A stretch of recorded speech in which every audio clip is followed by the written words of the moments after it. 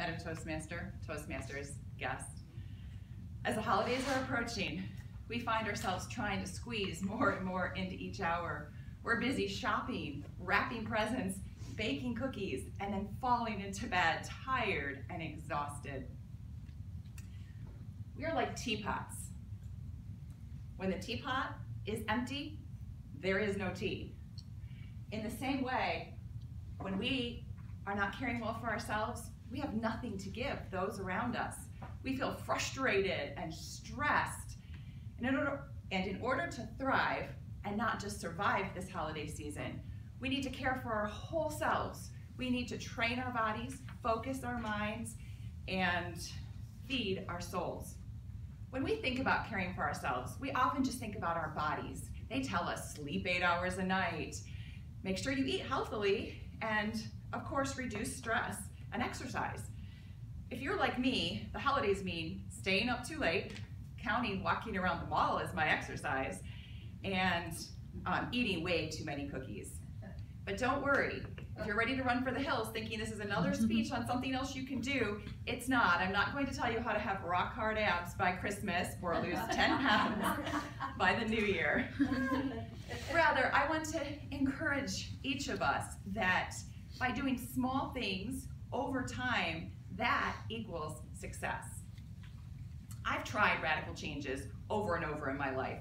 Every time they're crash and burn. For example, I have sworn off sugar more times than I can tell you.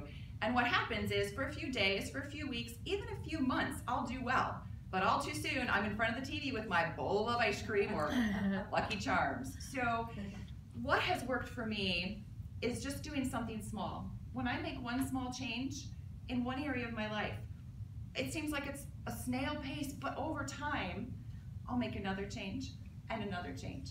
And when I look back over a year or a decade, I'll see that I'm becoming the person I want to be.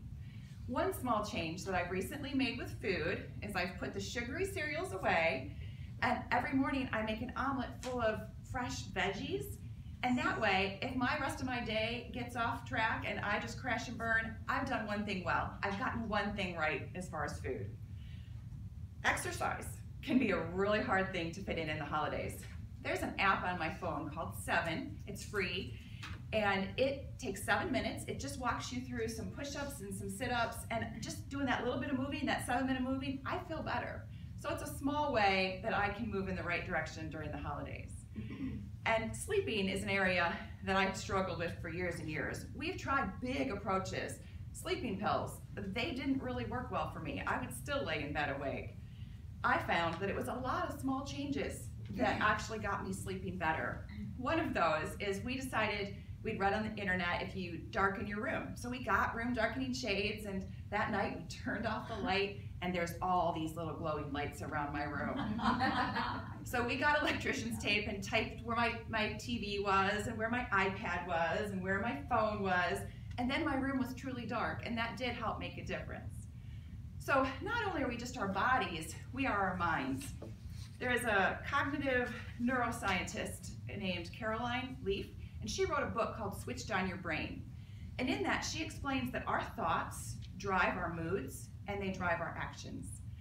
So it's a garbage in, garbage out principle. If I am thinking, I can't do this, I'm gonna fail, I'm setting myself up for failure. But if I think, I'm gonna give it my best, or most people, they're rooting for me, I can set myself up for success. There are a few other suggestions, simple ways that we can train our minds, focus our minds to think in a positive way. One of those are affirmations. Each day in my journal, I'll write just a sentence or two that I kind of want to remember for that day. Like maybe I'm not going to judge people, or I'm going to react from a place of love, not a place of fear. I may not look back on that journal the rest of the day, but somehow that just gets into my brain and it just sets the focus of my day. Another one we all know, gratitude journals, right? So there's a million ways to do that.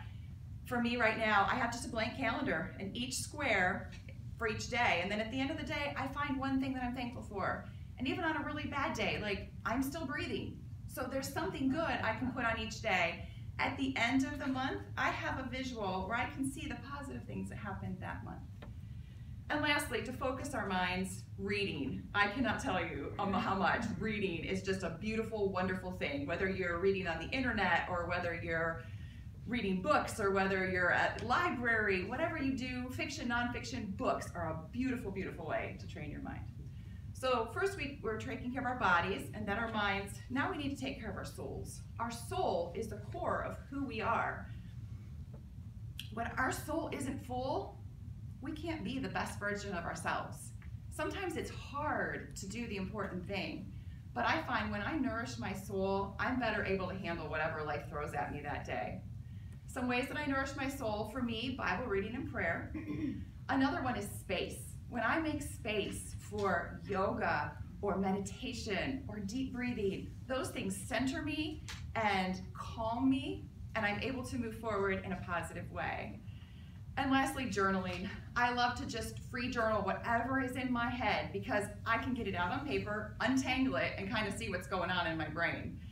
So those are 3 ways that I like to feed my soul.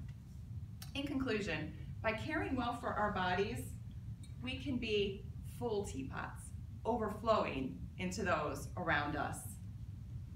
You may think that sounds selfish, but it's not. It is the best gift you can give those that love you. Small changes over time equals success. What is one small change you can make today so that you can begin to thrive and not just survive this holiday season? Madam Toastmaster.